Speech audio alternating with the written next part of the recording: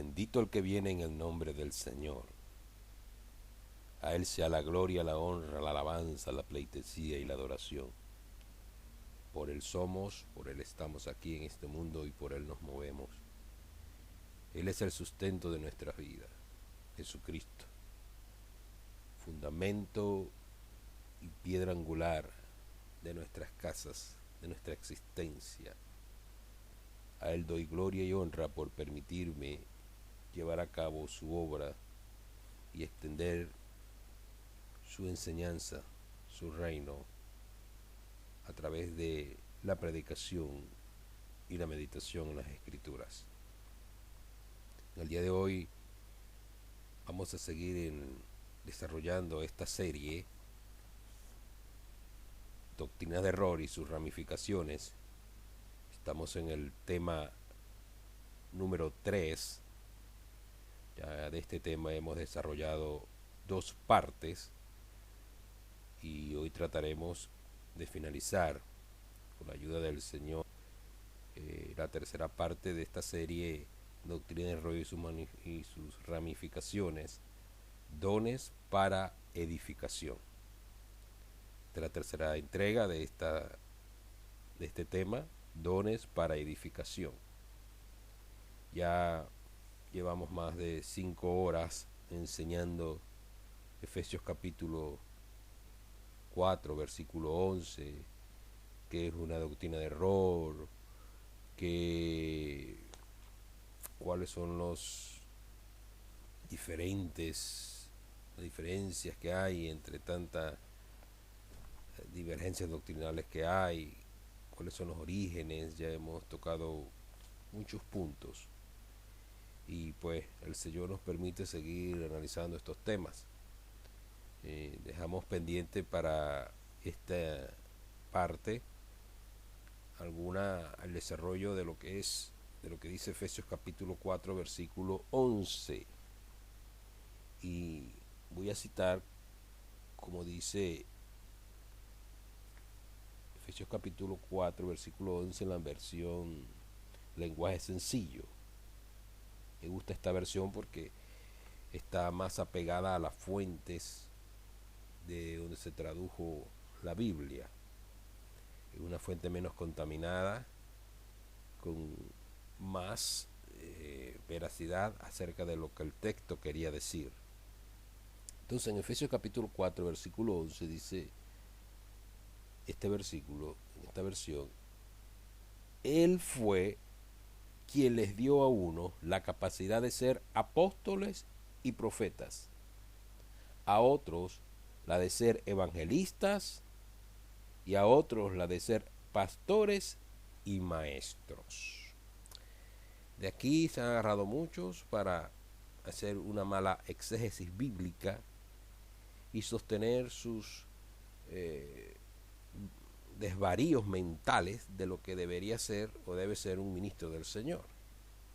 Un ministro del Señor no es un Dios, no es un artista, no es un conferencista positivista, tampoco es un letrado que con sus títulos va a ser una aplanadora de experiencia y demostrando a los demás que él sí sabe y los demás no saben. Eso no es ser sinónimo de un siervo del Señor. Son simplemente charlatanes que por su porte, muchas veces son personas de un porte bien definido, son agraciados, saben llegar a las personas, visten bien, visten de marca, tienen una oratoria, algunos un poco muy mala, su contenido de mensaje es pésimo, pero saben manipular a las masas, saben envolver a las masas y usan métodos de hipnotismo, de manipulación, de coacción. Hipnotizan a la gente, las ilusionan usando el sentimiento, las técnicas que son usadas por personas que actúan profesionalmente. Es decir, son cosas que Podría yo hacer solo un programa de cómo usted puede detectar a alguien que está hablando, como se dice en el lenguaje evangélico, en la carne o en el espíritu, hablando en otro y llevándolo a otro significado. Cómo usted puede detectar a alguien que es un charlatán de un verdadero hombre de Dios. Vamos a hacer muchos programas de esas cosas, de esos temas, pero nos atañe hoy desarrollar este punto. Efesios capítulo 4, versículo 11. En la entrega anterior dejé claro el uso del verbo dio y a qué hace alusión, y cómo se puede poner en práctica estos ministerios. Y la pregunta es, ¿serán para hoy estos ministerios? ¿Estarán activos? ¿Cómo se activan? ¿Quién los puede ejercer? Pues yo voy a tratar por la palabra del Señor establecer acá unos puntos muy importantes. Pero tenemos que ubicarnos, hermanos y hermanas, en el punto central de este análisis, que esta carta fue escrita por Pablo a los discípulos que estaban en Éfeso, a los efesios.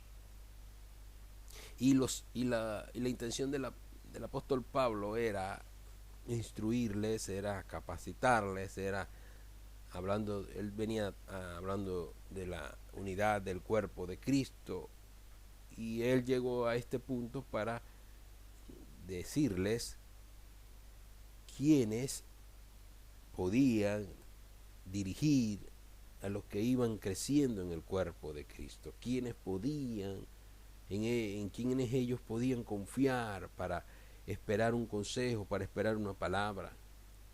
Y estos ministerios, si los podemos llamar de esta manera, tenían alguna función específica y la cumplieron en su contexto, en el tiempo para cuando esto se desarrolló, cuando la iglesia del Señor estaba naciendo. En los primeros 200 años de la era cristiana, como se conoce, cuando analizamos, cuando buscamos en las escrituras, nos vamos a dar cuenta que los primeros dos dones que habla acá el apóstol, apóstoles y profetas, ya después del siglo I, siglo II, se hace muy poca o ninguna mención de ellos. ¿Por qué razón? ¿Será que cesaron en funciones y ya no, Dios no necesitó más apóstoles ni profetas? No, sino que la iglesia sufrió un gran cisma. La iglesia del Señor, la verdadera, el cuerpo de Cristo, sufrió un gran cisma después de la muerte del último apóstol, que fue el apóstol Juan. De allí en adelante surgieron una serie de sucesores que no supieron llevar el hilo conductual de la iglesia del Señor y que se fueron por el camino de la escuela griega, de la escuela filosófica, y se separaron de sus raíces hebreas.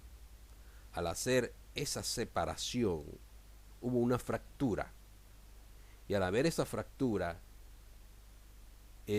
los creyentes que siguieron militando se vieron inmersos en una crisis de identidad.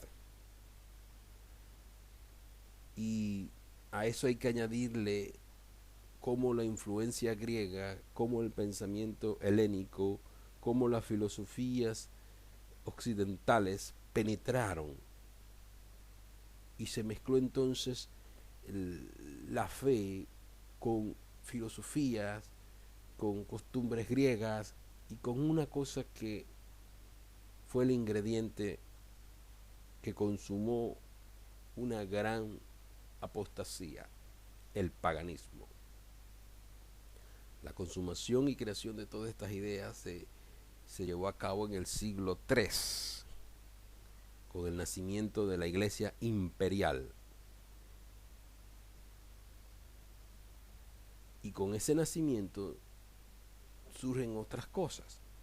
Pero en el punto que estamos tratando acá, hubo una escuela que quiso darle continuidad al apostolado. Y entonces se empezó a conversar, a hablar de la sucesión apostólica. Es decir, se creó la tesis de que Pedro, el fundador de la iglesia, es una tesis que hay, que la podemos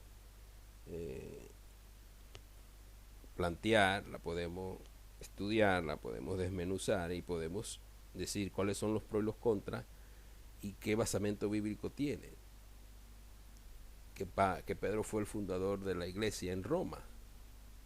Y de ahí entonces comienza la tesis de la sucesión apostólica. Es decir, esto se recibe no ahora por llamado, sino como una estirpe real. Hasta la fecha eso es algo que se sostiene y yo en lo personal no comparto esa tesis porque no tiene base ni bíblica ni histórica. Eso de sucesión apostólica, eso no tiene ningún propósito, sino más que seguir querer jerarquizar la autoridad y de allí la imposición de los hombres sobre el hombre. Y ese no es el sentir de estos dones. Por otra parte, tenemos hoy en día esta serie de fenómenos que hay donde cualquiera ahora es apóstol y ahora también hay apóstolas. Dios mío, yo digo dentro de mí hasta dónde hemos llegado con esto, por el desconocimiento de las escrituras, por el desconocimiento de la verdad. Vamos a tratar, y yo lo voy a hacer de la manera que no trato de atacar, ni acusar, ni señalar a nadie, sino que vayamos a la fuente, a la Biblia, y investiguemos estos temas, porque hay mucha tela que cortar, hay muchas cosas que estudiar, hay muchas cosas que analizar, hay muchas cosas que traer a reflexión y a meditación. Por ejemplo, empecemos por analizar a los apóstoles. Cuando dice acá, Efesios 4:11, Él fue quien les dio a unos la capacidad de ser apóstoles. ¿Qué significa esta palabra apóstol? La palabra apóstol está compuesta por dos vocablos griegos. Una que significa fuera, lejos, y denota separación, partida, terminación. Entonces la palabra apos tiene que ver con lejos, fuera, separación. Y la otra parte, estelo, significa asignar, establecer, poner, presentar, enviado, mensajero. Entonces podemos decir que un apóstol, en el contexto bíblico, en el contexto que se usó en el primer siglo, tiene que ver con una persona que es separada y es enviada como mensajero. Es uno que es separado para llevar un mensaje, es un enviado. Este vocablo se usa primeramente del Señor Jesús para describir su relación con Dios. Y esta palabra apóstolos, apóstol, de donde viene apóstol, la vamos a encontrar en Hebreos 3:1 y Juan 17:3, donde la palabra significa delegado, enviado y mensajero. Es decir, el Señor fue enviado como un delegado, como un mensajero del Padre para traernos a nosotros un mensaje, para comunicarnos una verdad. Y esa es la definición de apóstol: delegado, enviado, mensajero. no dice que es un autócrata, no dice que es una persona que se enseñorea de los demás, no dice que es una persona que abusa de la confianza depositada en él. No, significa delegado, enviado y mensajero. Los 12 discípulos elegidos por el Señor para recibir una instrucción especial fueron así designados, según Lucas capítulo 6, versículo 13 y Lucas 9, 10. Los 12 discípulos que el Señor escogió, de entre todos los discípulos que le seguían, Él escogió 12. A estos 12 Él eligió para que recibieran una instrucción. Y con esa instrucción ellos iban a ser enviados a una misión específica. Cuando analizamos la biografía de cada uno de los 11, apartando a Judas, que ya sabemos cuál fue su destino, nos vamos a encontrar con que ellos se expandieron por el contexto del Imperio Romano y más allá de sus fronteras. Unos llegaron a la India, otros llegaron a la península ibérica, otros al África, otros desarrollaron su ministerio allí mismo en la parte de Israel. Pero lo que le quiero enfocar es que ellos no se quedaron en un sitio, se movilizaron, caminaron. Y la historia cuenta cómo ellos sufrieron penalidades, cómo murieron. Y es en su biografía, cada uno tuvo una experiencia diferente, un trato especial con Dios, y tuvieron la mayoría finales muy trágicos por sus convicciones y creencias. No andaban en limusinas, no vivían en mansiones, no dependían de que les enviaran una ofrenda sustanciosa, no hicieron de su ministerio un lucro para hacer un sistema piramidal donde ellos fueran la cabeza y los de abajo tenían que sostenerlos a ellos con diezmos y ofrendas. Para nada.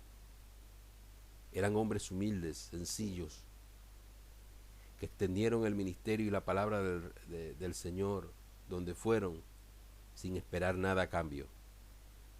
El pago que le dieron a muchos de ellos fue con la muerte, apedreados, rechazados, encarcelados. Y yo entonces hago esta pregunta: ¿cómo es que hoy los apóstoles modernos visten con ropas lujosas, viven en mansiones, tienen aviones privados, viven una vida de lujo excesivo, tienen un sistema piramidal que cobran por su cobertura? Yo esto no lo entiendo, me van a disculpar. Yo este sistema de ahora moderno de apostolado no lo entiendo, porque cuando lo comparo con el apostolado del primer siglo, hay un contraste muy grande. Empezando por el fundador, que él no entró en un Rolls Royce a Jerusalén, tampoco entró en una limusina escoltado por guardaespaldas ni nada por el estilo. Él entró manso y humilde a Jerusalén en un pollino, en un humilde sistema de transporte que para la época era lo que había. Dice que no tenía dónde recostar su cabeza el Señor Jesús. Y lo enterraron en una tumba prestada. Nació en un lugar donde yo creo que ninguno de nosotros llevaríamos a nuestras mujeres a dar a luz, en un pesebre, en un lugar lleno de animales, donde había bacterias, donde había humedad, donde había una serie de cosas contrarias, un lugar no propicio para nacer allí nació el Señor. No escogió el Señor la ciudad imperial, no escogió una de las capitales, no escogió Atenas, no escogió Roma, no escogió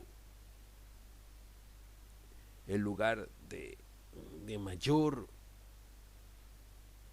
trascendencia para nacer en la época. Nació en Belén, Betlehem, casa del pan, y no encontró un sitio donde le recibieran. Nació entre animales. Y yo pregunto, ¿en qué consiste entonces el ministerio de hoy?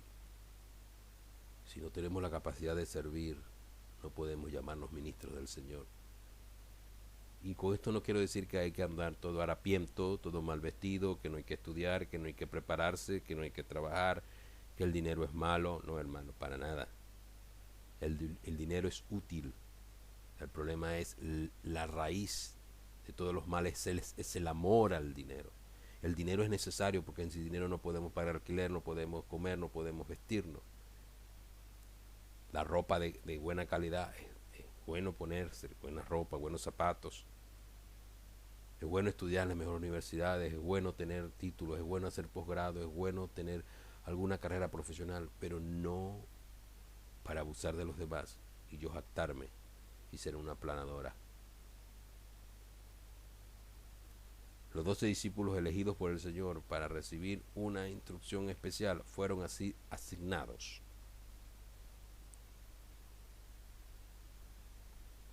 También entonces tenemos que el apóstol Pablo se la llamó de esta manera, apóstol. Entonces cuando ya vemos que aquí el apóstol Pablo, aparte de los 12, hay otros apóstoles. Por ejemplo, Matías también fue nombrado en sucesión de Pablo, de Judas, perdón. El apóstol Matías. Entonces él completó otra vez los 12.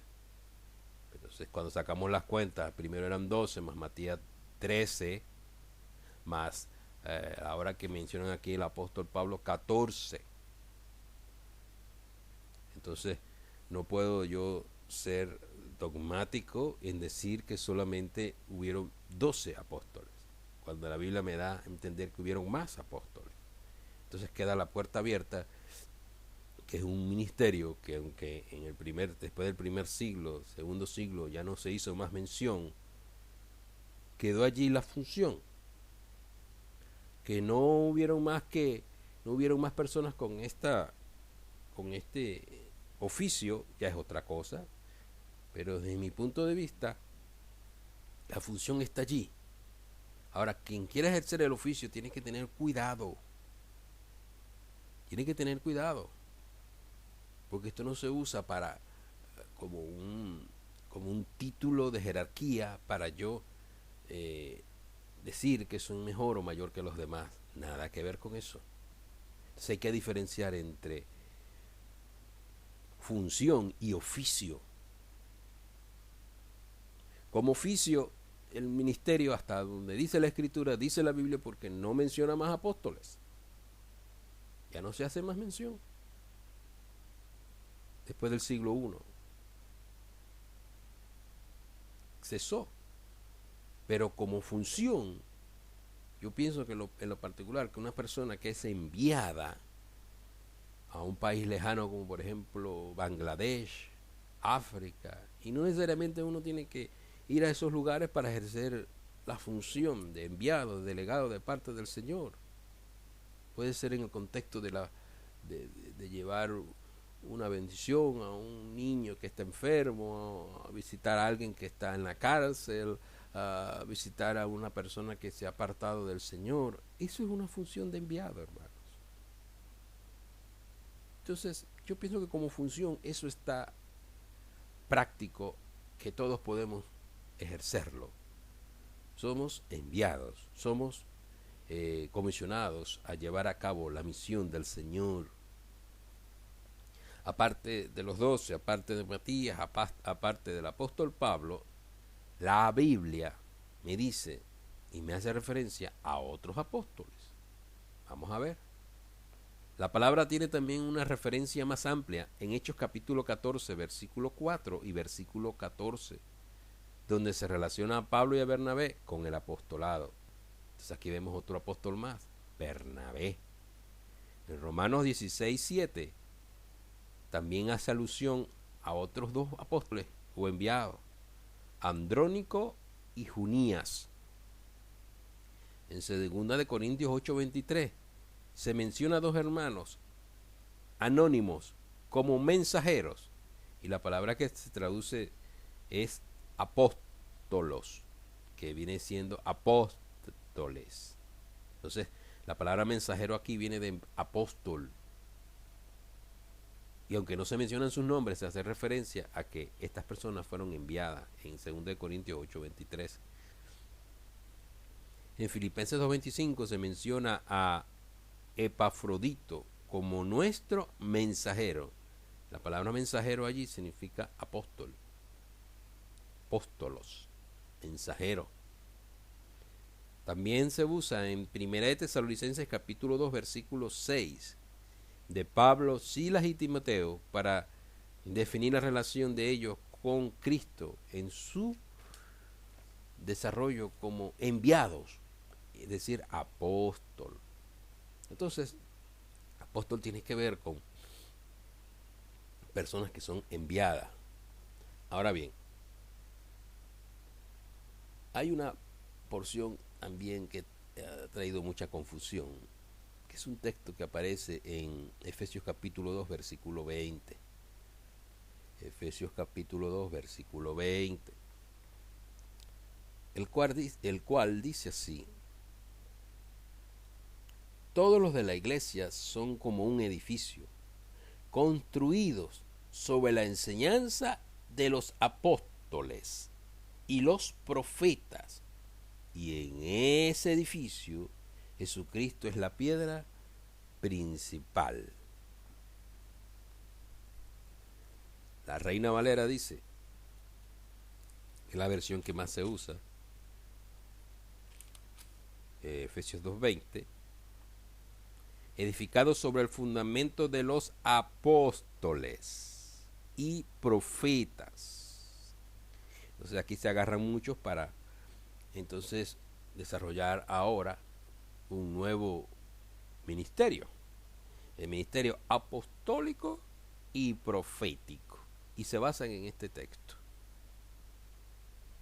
Y como está en la Biblia, entonces sacan una serie de cosas fuera de contexto que yo digo, la verdad es que somos o agarramos la Biblia para nuestra conveniencia. Cuando nos conviene algo, le damos la aplicación y le tratamos de decir el texto lo que el texto no está diciendo. Y cuando sacamos pretexto, lo que sacamos es de las conclusiones que después de sacar son falsas enseñanzas. Del texto no podemos sacar pretextos, porque de ahí lo que surge son una serie de anormalidades y cosas que no tienen su hilación. Hermano mío, por favor, lea lo que viene antes y lo que viene después de este versículo, y se va a dar cuenta de lo que está hablando Pablo. Aquí no está hablando de que estos ministerios, estos dones, son mayores que los demás, y que por tanto se debe desechar el evangelista, se debe desechar el pastor, se debe desechar el maestro, se debe desechar el que sirve, se debe desechar el que comparte, se debe desechar el que visita. No, aquí no se está tratando de eso. Note bien el uso de las palabras. Es Él quien mantiene firme todo el edificio. ¿Quién es Él? Cristo. ¿Quién es Cristo? Cristo es el fundamento. Cristo es el fundamento. Construido, él es el fundamento, construido sobre la enseñanza de los apóstoles y los profetas. Ahora bien, ¿a qué apóstoles y a qué profetas se refiere el Señor Jesús? ¿Se refiere aquí la Biblia? ¿Será a los profetas y los apóstoles de ahora? Nada que ver, mi hermano. Nada que ver, porque los profetas y los que se dicen ahora apóstoles no tienen ningún basamento bíblico para ejercer ministerio como oficio manipulador y coaccionario de las almas. Porque es lo que se hace, hermano, mercadería con el uso de estos oficios. Y no se estudia las funciones, y no se estudia la esencia de lo que aquí está queriendo decir. O apóstoles hace referencia a los 12, y los profetas hace referencia a los escritos de los que aparece Isaías, Jeremías, Joel. Esos son los profetas. ¿Por qué hace esta referencia? Porque los 12 fueron los primeros a quienes el Señor les dio la misión de llevar la palabra. Y cuando estudiamos Hechos capítulo 2, versículo 42, vamos a entender de qué se trata esto. ¿Qué era lo que tenían los apóstoles, los primeros 12? Ya hemos hablado que hay más de 12 apóstoles, o decir que hay más apóstoles aparte de los 12, pero en su origen, ¿qué fue lo que ellos eran y preservaban o tenían? Hechos 2, versículo 42. Y perseveraban en la doctrina de los apóstoles, en la comunión unos con otros, en el partimiento del pan y en las oraciones. ¿Cuáles eran? Que aquí lo traduce muy bien Efesios 2:20. ¿Cuáles eran las enseñanzas de los apóstoles? Que Cristo nació, murió, resucitó, ascendió, que Cristo es el Mesías, que Cristo es Dios hecho carne. Ese era el mensaje de los apóstoles. Si estudia las escrituras se va a dar cuenta que esto es así.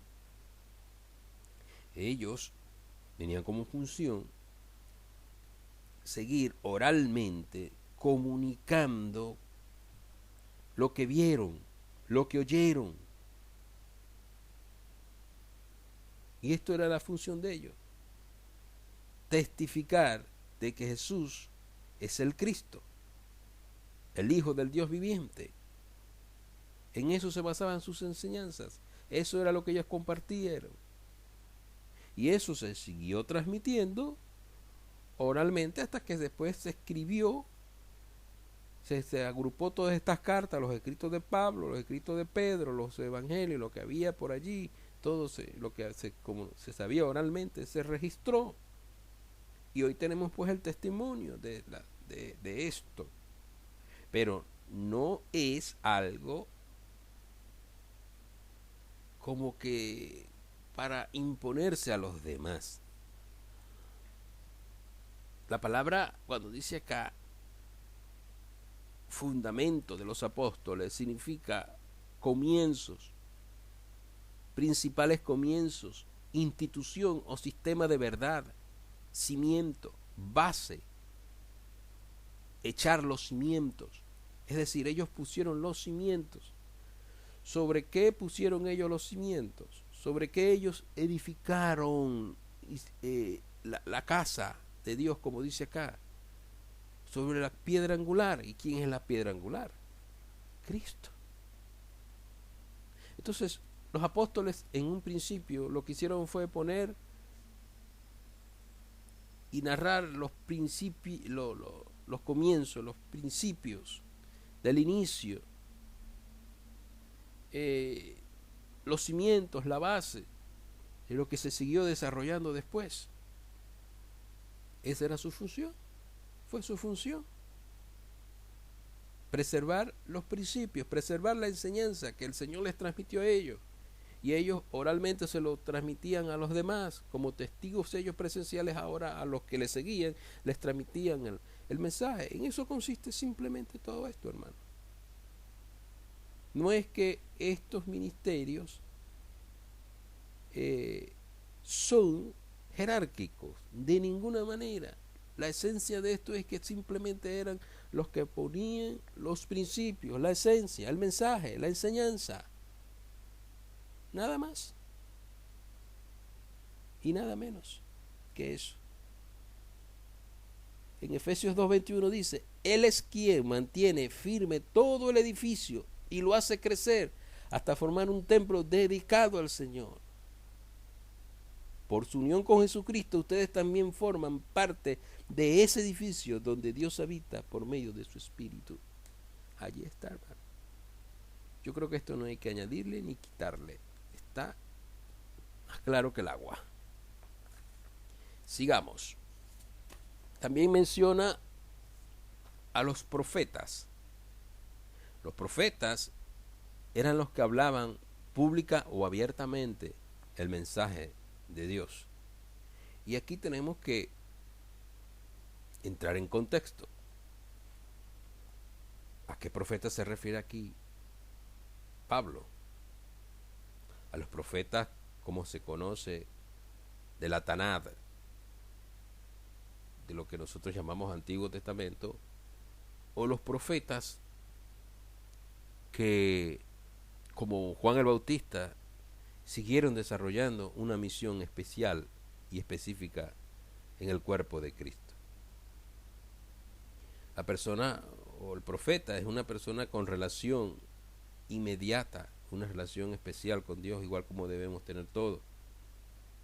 Uno a quien le es comunicado el mensaje de Dios para su proclamación, o uno a quien se le comunique cualquier cosa secretamente. Es decir, es algo que, como por ejemplo José, que Dios le comunicó a través de sueños lo que había de venir, y él vino y lo comunicó y casi le cuesta la vida. Y así también narra muchas experiencias en la palabra del Señor. Dios tiene muchas formas de comunicarse con el hombre, a través de sueños, a través de visión, a través de su palabra, pero todo eso debe tener una ilación en este sentido, de hacer una diferencia. Los profetas de la Tará, del Antiguo Testamento, tenían una función, y era ser mensajeros de una palabra, y esa palabra la recibían, la escuchaban, o de un ángel les traía la palabra, o Dios les hablaba directamente al corazón. Una serie de métodos que yo no voy a entrar en detalle porque es un poco profundo, pero lo que quiero hacer énfasis es que yo soy de los que creo que Dios habla. Dios puede hablar a un hombre, a una mujer, dar una palabra a través de un sueño, a través de un sentir. Pero esa palabra nunca debe venir para controlarme, sino para confirmar lo que ya previamente Dios me ha dicho en secreto a mí. Y ese es el uso correcto de la profecía en lo que llamamos nosotros el Nuevo Testamento. No tiene el mismo uso que tenía en las Escrituras cuando en los tiempos de Isaías, de Jeremías, no. Ahora tiene otro uso. Y este uso es para consolar, exhortar y edificar. No hay otro uso, no hay otra función. Entonces, el profeta de lo que nosotros llamamos el Nuevo Testamento tiene como función esa, hermano. Proclamar los propósitos divinos de salvación y gloria dispuestos para el futuro. Proclamación de los propósitos divinos de salvación y gloria dispuestos para el futuro. Una predicación de los consejos de la gracia de Dios ya cumplido y el anuncio anticipado de los propósitos de Dios para el futuro. Es otra definición que podíamos darle al profeta del Nuevo Testamento. Hay muchos versículos que voy a darles acá donde hace mención a los profetas que estaban en la congregación y que cumplían una función específica, no ya como en el caso de que la gente tenía que venir a consultarlos como Samuel y toda esta gente. No, Un profeta no es para consultarlo, como si fuera un adivino, como si fuera como si tuviera la varita mágica para darme las respuestas. No, hermano, eso no es bíblico. Eso tiene otra connotación. Cuando yo busco a alguien, busco para consultarle, ¿no, hermano? Si tú no te metes en oración con Dios, si tú no estás en comunión con el Señor, ¿cómo vas a esperar que otra persona te dé respuesta? Eso es lo que quiso hacer Saúl. Saúl, cuando fue desechado, ¿dónde fue a buscar respuestas? A la divina de Endor. No busquemos a los adivinos modernos de hoy que dicen ser profetas y no lo son, hermano. Eso no es bíblico. Estar buscando en profetas respuestas a mis interrogantes. No, métete con Dios. Busca en su palabra. La palabra profética más segura es esta, la que está escrita, la que está establecida. Y repito, yo no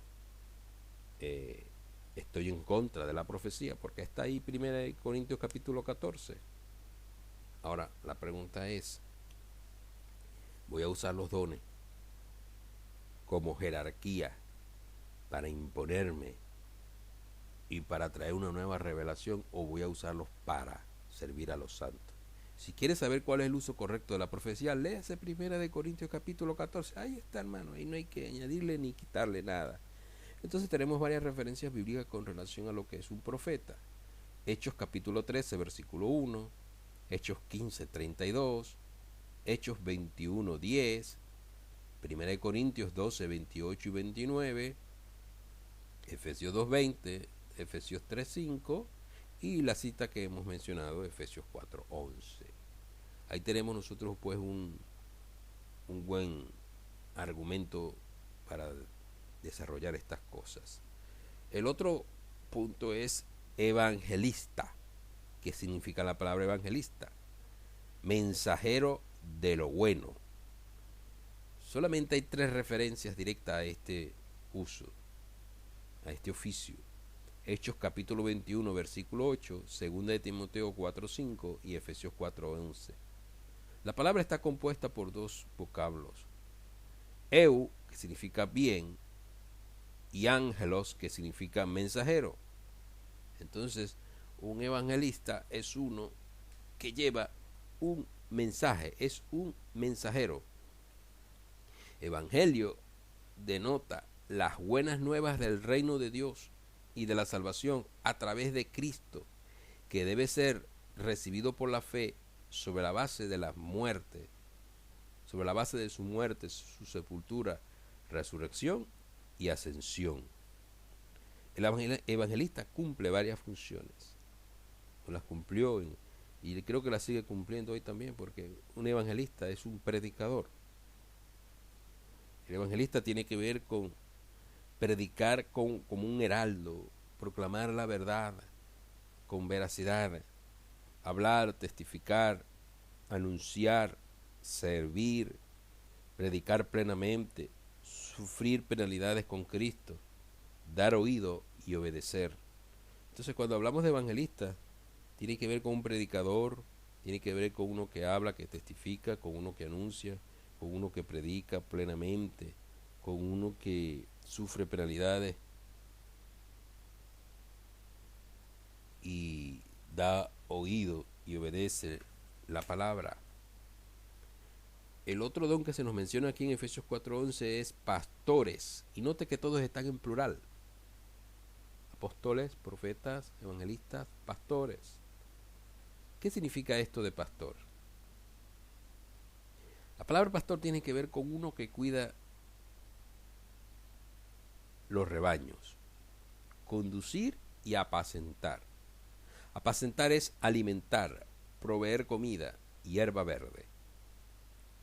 En un principio, la Iglesia del Señor, cuando la vamos analizando, el gobierno que existía, primeramente, cuando lo vemos ahí en Hechos capítulo 15, dice que estaba dirigida por los apóstoles y los ancianos.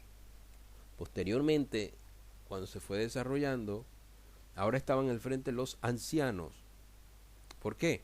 Porque el apóstol cumplía la función de visitar, de coordinar, y los ancianos, los pastores, los presbíteros, los obispos, cuidaban el rebaño del Señor. ¿Cómo cuidaban? Bueno, como antes, en principio no existían ni megatemplos, ni redes apostólicas, ni redes proféticas, sino que la gente humildemente se reunía en sus casas.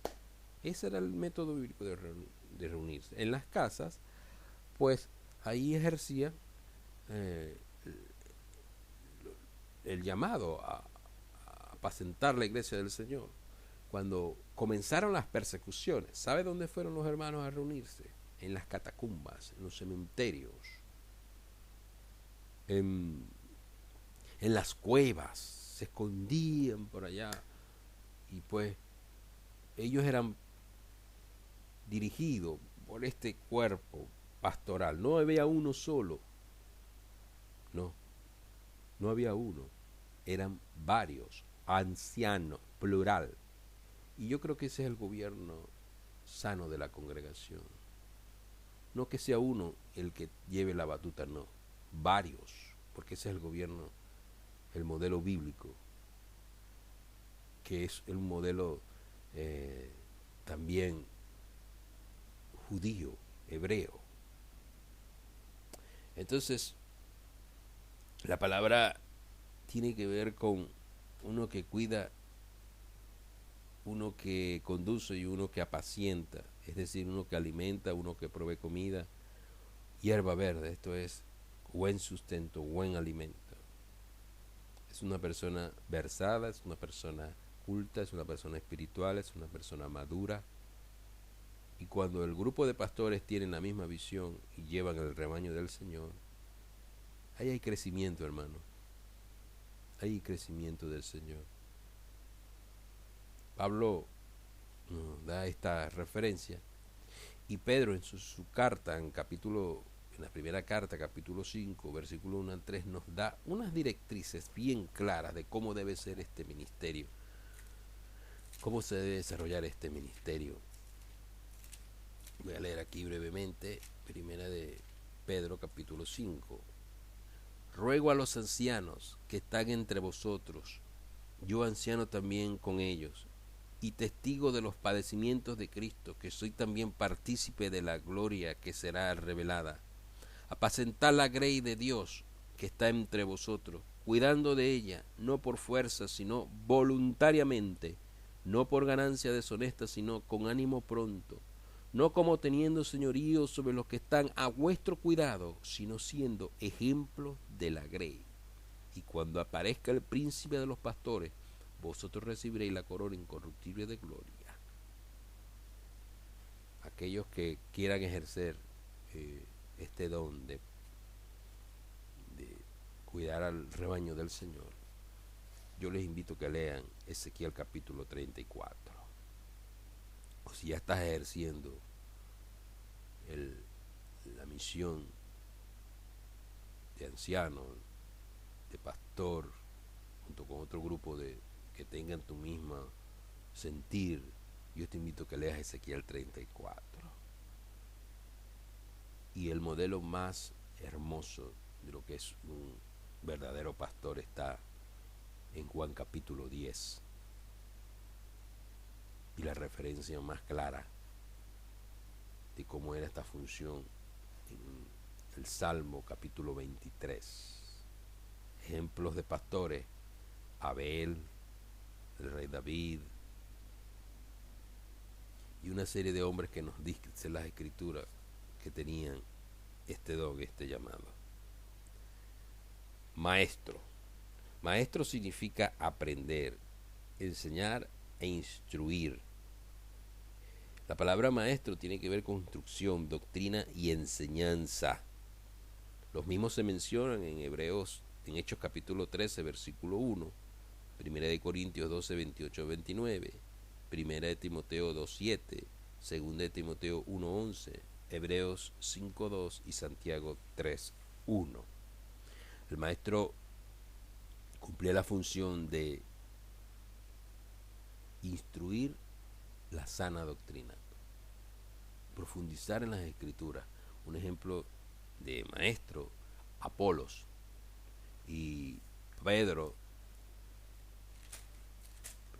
Pablo, nos dice acá en 1 Corintios 3 algo muy interesante. 1 Corintios 3, Pablo, haciendo mención a Apolos, nos pone aquí en mente lo siguiente. Versículo 5. ¿Qué pues es Pablo y qué es Apolos? Servidores por medio de los cuales habéis creído y según los que a cada uno concedió el Señor. Fíjese que Pablo aquí es apóstol y Apolos es maestro. Y note qué es o cuál es la función de ambos, o cómo se identificó él con Apolo. Servidores por medio de los cuales habéis creído, y eso según lo que a cada uno concedió el Señor. Versículo 6. Yo planté, Apolo regó, pero el crecimiento lo ha dado Dios. Ahí está, hermano. Yo no tengo que añadirle ni quitarle a esto. Ahí están, son dones. Estos dones de edificación son para servir a los santos. Entonces, el apóstol edifica sobre el fundamento. El profeta habla por inspiración, revelación y confirmación. El evangelista anuncia, proclama. El pastor cuida, alimenta y da dirección. El maestro da la instrucción, la doctrina y la enseñanza. Aquí encontramos tres grupos de dones. El primer grupo lo componen apóstoles y profetas. El segundo grupo lo componen pastor y maestro. Y en medio de ellos está el evangelista. Cuando yo llevo esto a la balanza, me doy cuenta de lo siguiente: que el evangelio es el equilibrio que va a dar fortaleza y unidad a estos dones. Apóstol y profeta por un lado y pastor y maestro por el otro.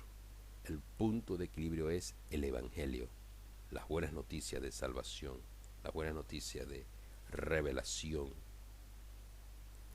Tengo aquí una serie de referencias bíblicas donde me habla de falsos profetas, falsos apóstoles, falsos maestros y falsos hermanos. La lista es un poco extensa, la voy a leer brevemente. Job capítulo 11, versículo 11, Isaías capítulo 30, versículo 9, Jeremías 5:31, Jeremías 14:14, Jeremías 20, versículo 6, Jeremías 23:32, Jeremías 29:23, Mateo 7:15, Mateo 24:11, Mateo 24:24, Hechos capítulo 13, versículo 6, Segunda de Corintios 11:13, 11:26, Gálatas capítulo 2, versículo 4, Filipenses capítulo 3, versículo 2, Segunda de Pedro capítulo 2, versículo 1 y 3, Primera de Juan capítulo 4, versículo 1, Apocalipsis 16, versículo 13, Apocalipsis 19, 20 y Apocalipsis 20, 10. En todos estos versículos encontramos que se hace referencia a cuatro grupos: los falsos profetas, falsos apóstoles, falsos maestros y falsos hermanos. Entonces, así como hay los dones de edificación que son los originales, hay copias y réplicas que ya en los tiempos bíblicos, cuando ellos existían, hubieron quienes quisieron imitarles, y a ellos la Biblia los cataloga como falsos profetas, falsos apóstoles, falsos maestros y falsos hermanos. Nosotros necesitamos volver a la fuente. Y ya para ir concluyendo, quiero hacer énfasis en lo siguiente. Estos dones, los que están mencionados en Efesios 4:11, no son para jerarquizar la autoridad en la iglesia. Lo repito. Los dones que aparecen en Efesios 4:11 no son para jerarquizar la autoridad en la iglesia. Estos dones tampoco son mayores en rango son iguales en oficios y funciones. Son iguales en oficios y funciones. Estos dones son complementarios en el cuerpo de Cristo para, y escuche bien, edificación. Un capítulo que por factor de tiempo no voy a leer y les invito a que lo revisen por favor, es Primera de Corintios capítulo 3. Léanse el capítulo completo de Primera de Corintios capítulo 3 y va a comprender estos 3 puntos que le he mencionado, que los dones no son para jerarquizar la autoridad de la iglesia, estos dones tampoco son mayores en rango, son iguales en oficios y funciones, y estos dones son complementarios en el cuerpo de Cristo para edificación. Me fascina, y cuando estuve estudiando este punto de la edificación, me encontré con algo que me llamó poderosamente la atención, y lo he dejado para el final de esta plática. Hemos transitado estos minutos. Recuerde que estamos estudiando la Biblia desde un punto de vista sistemático. No estoy tratando de embotarte con conocimiento. He dado muchas referencias. La idea es que, por favor, puedas tú también por tu parte profundizar este tema. Yo sé que después de 40 minutos la gente ya se cansa y por eso trato de resumir todo esto en tan breve tiempo. Pero note esto importante que voy a compartirle. Edificación. ¿Qué significa esa palabra edificación? Que tantas veces escuchamos, que tantas veces oímos. Edificación significa fortalecimiento, desarrollo, edificio y construcción. Edificación significa fortalecimiento, desarrollo, edificio y construcción. La palabra está compuesta por 2 vocablos griegos.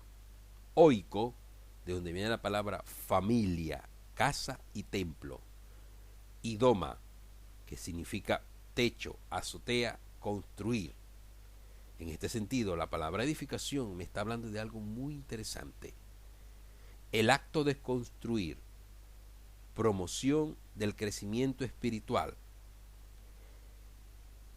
construir una familia, construir un edificio.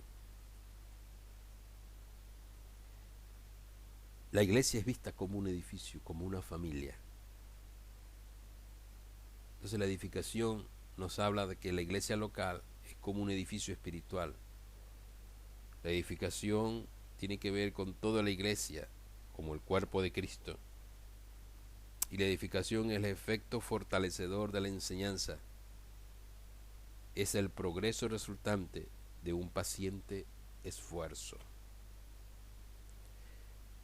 ¿Cuáles son los propósitos de los dones? Ya para concluir esta parte, dones de edificación, vamos a ver cuáles son los propósitos, metas y finalidad de los dones que menciona Efesios 4:11.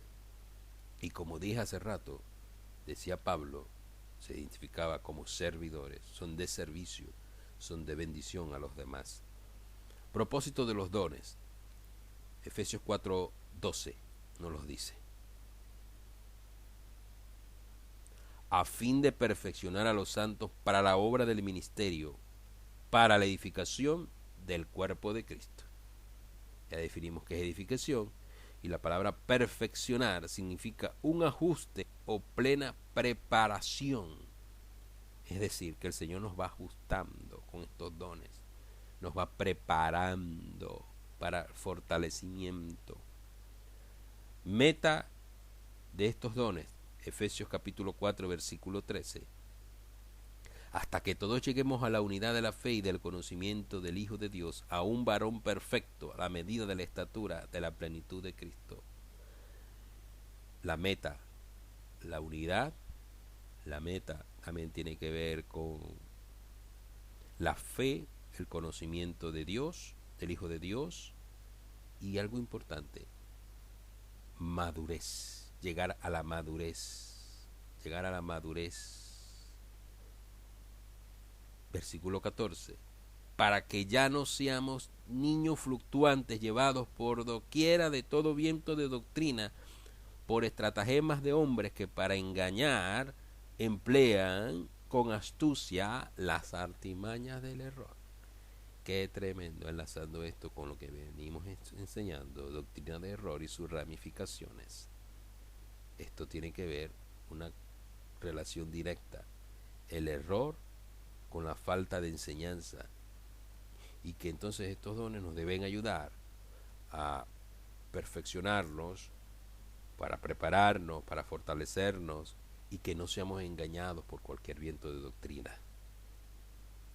Poner todo en la balanza del equilibrio, del evangelio, de la fe, de la esperanza. ¿Cuál es la finalidad de estos dones? Ya con esto vamos concluyendo. Versículos 15 y 16.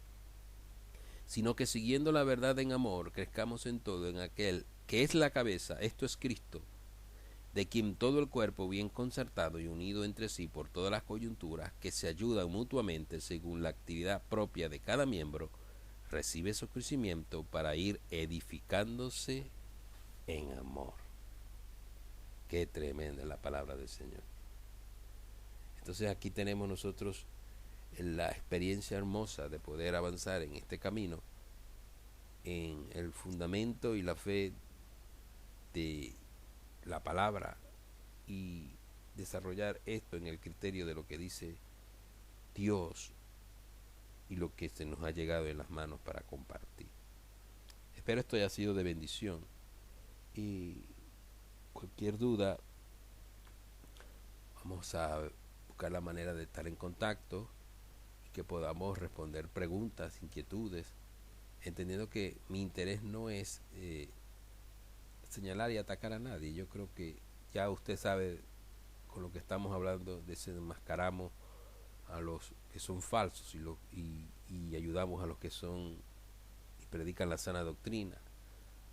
No debemos tener rechazo hacia la palabra de Dios porque algunos hayan ultrajado el camino del Señor. Podemos esclarecerlo, aunque hayan causado mucho daño, aunque estén causando mucho daño, mucha división, abusando y destruyendo familias. La Biblia yo le he dado concepto ya básico de lo que quiere a través de estos dones: edificar familias, no destruirlas. Por eso no se deje llevar por cualquier viento de doctrina, y antes de decirle amén a algo, analícelo, medítelo, profundícelo, y que Dios le dé sabiduría y revelación para comprender y conocer al Hijo de Dios. Que Dios te bendiga y te guarde, y estemos expectantes para el final de esta serie, que en una próxima entrega estaremos hablando acerca, escuche esto, origen del movimiento apostólico y profético. Así cerraremos esta serie. Origen y movimiento apostólico y profético. Si ya hemos analizado ya estos puntos, Efesios 4:11, y hemos ubicado en contexto cuál es su verdadero significado, entonces, ¿de dónde salen estos movimientos que hoy se pregonan como, se autoproclaman como apostólicos y proféticos, apóstoles y profetas? ¿De dónde sale esto? Si ya hemos dado el fundamento bíblico y cuáles son los, para qué sirven y cuáles son sus funciones y cuál es el oficio, entonces, ¿de dónde sale todo esto, sobre todo esto? Bueno, con la ayuda del Señor, en la próxima entrega, que será la culminación de esta serie de doctrina de error y sus ramificaciones, estaremos explicándolo y desarrollándolo. Que Dios te bendiga y te guarde, y oren por mí, yo estaré orando por ustedes para que avancemos en el Señor y su obra. Dios les bendiga mucho. Amén.